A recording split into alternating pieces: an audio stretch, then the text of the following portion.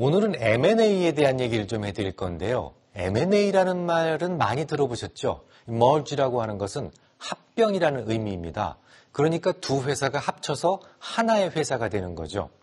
이런 합병은 두 가지가 있을 수 있는데요. A와 B가 둘 다 과거의 회사를 모두 포기하고 하나의 신설법인으로 재탄생하는 경우가 있어요. 다른 나라는 흡수합병이라고 하죠. A라는 회사가 B라는 회사를 이렇게 흡수합병하는 경우입니다. 만약 흡수합병이라면 당연히 B사는 사라지게 되는 겁니다. 합병 뉴스가 나오면 한 회사만 오르는 경우도 있고 또 한 회사는 내리는 경우가 절반 정도 이상입니다. 물론 둘 다 오르거나 혹은 둘 다 내리는 경우도 있는데 요걸 좀 미리 알 수 있는 방법은 없을까요? 있으니까 제가 말씀을 꺼냈겠죠. 우선 어떤 경우가 둘 다 오를 수 있는 경우일까요? A라는 회사와 B라는 회사가 전혀 다른 C라는 신설법인으로 재탄생한다면 그건 A사와 B사 모두 상승할 확률이 높아지게 됩니다. 이유가 있어요. 두 회사 모두 장부 가치가 공정 가치로 재평가되기 때문입니다. 조금 쉽게 말씀드려서 어떤 회사라도 장비나 혹은 깔고 앉은 부동산 같은 것들 다 있을 거 아니에요. 특히 부동산 같은 경우에는 거의 대부분 장부 가치로 표시가 됩니다. 처음 산 가격으로. 합병을 통하게 되면 새롭게 태어나게 된 경우 이 모든 것이 지금 현재의 가치로 재평가되기 때문에 당연히 그만큼 주가의 상승을 기대할 수 있는 거죠. 하지만 A가 B를 흡수 합병한다라는 것은 A의 회사 입장에서는 그리 좋은 일은 아닐 수가 있어요. 제가 분식회계편에서 다시 한번 알려드리겠습니다만 영업권을 이용해서 회계적인 이득을 보는 방법도 있고 또 원자재의 수직 계열화를 통해서 자재의 원가 비용을 줄인다는 측면, 긍정적인 부분은 분명히 있습니다. 하지만 당장 합병이라고 하는 팩트만을 고려한다면 이 굿윌이라고 하죠. 영업권이라고 하는 것을 더 쳐주고 사와야 되잖아요. 그러면 B사보다는 덜 행복할 겁니다. 회계적으로. 공정가치로 재평가돼서 영업권을 받게 된다는 점 때문에 오히려 이렇게 피인수되는 회사의 주가가 상승할 가능성이 더 높아지게 되는 거죠.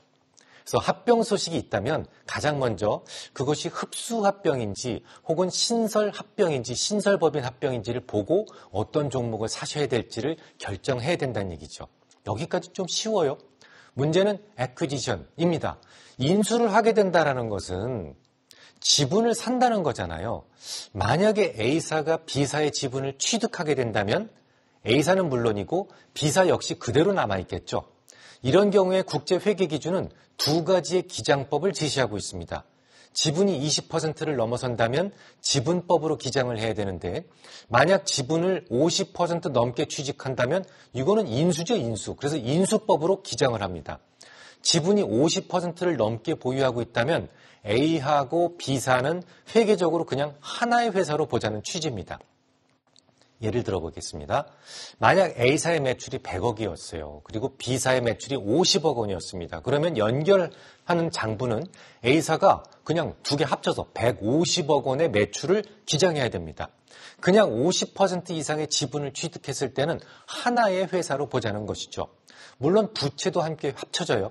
예를 들어서 A사의 부채가 50억 원이었고 B사의 부채가 25억 원이었더라면 A사는 75억 원의 부채를 가진 회사가 되는 겁니다. 자본금은 연결해도 혹은 연결하지 않아도 되는데요. A사의 자본금이 50억 원이었고 B사의 자본금이 25억 원이었다면 연결 후의 자본금은 그냥 50억 원이 될 수 있단 말이죠.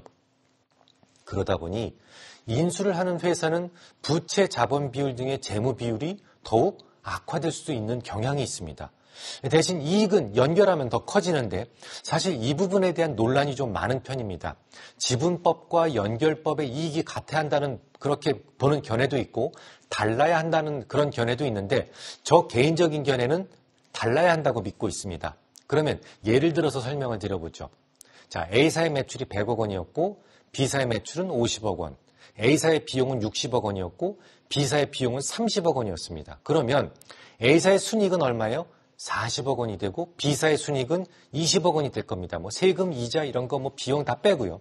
자, 그러면 A사가 B사의 지분을 30% 취득했다고 보겠습니다. 이걸 만약 지분법으로 표시를 해서 장부에 기장을 한다면 A사는 자신의 지분만큼 손익을 자회사로부터 끌어오게 됩니다. 그러면 A사의 매출은 그대로 100억 원이고 비용도 그대로 60억 원이지만 이익만큼은 B사의 이익 20억 원에 대한 30% 지분, 2, 3은 6억 원이 엎어져서 올라온단 말이죠. 그러면 이익은 자신의 이익 40억 원에 자회사의 이익 6억 원이 합산돼서 46억 원의 이익이 난 회사로 기장이 되는 겁니다. 하지만 이것을 인수법으로 표시해서 연결하면 모두 합쳐집니다. A사의 매출은 두 회사의 매출 합산인 150억 원이 되고 A사의 비용은 두 회사의 비용 합산인 90억 원이 돼야 되고 여기에 두 회사의 이익이 모두 합산돼서 60억 원이 되는 겁니다. 조금 복잡하게 생각되실 수도 있겠는데 로직은 매우 간단합니다. 지분법은 뭐예요?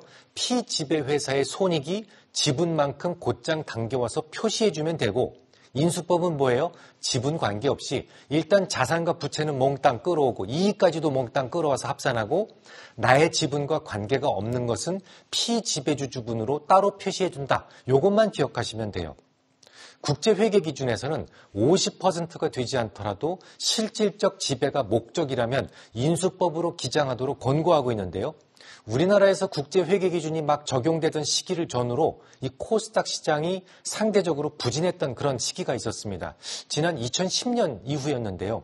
미국 시장은 주로 소형주, 중형주 다 올랐었고 우리나라 주식도 거래소가 무려 22%나 오르는 동안에 코스닥은 오히려 2% 하락을 했던 적이 있었습니다. 왜 그랬냐면 국제회계 기준을 적용시키면서 코스닥에서 실질적 지배회사들의 부실이 대부분 노출돼서 이렇게 끌어져 올라왔기 때문이었죠. 2010년 이전까지는 장부상에 매도 가능 증권, available for sale이라고 써있던 그런 표시됐던 항목들이 다 사라지고 대신 자회사의 부채와 자산을 모두 업어 올려야 됐기 때문이었습니다. 다음 시간에 계속하겠습니다.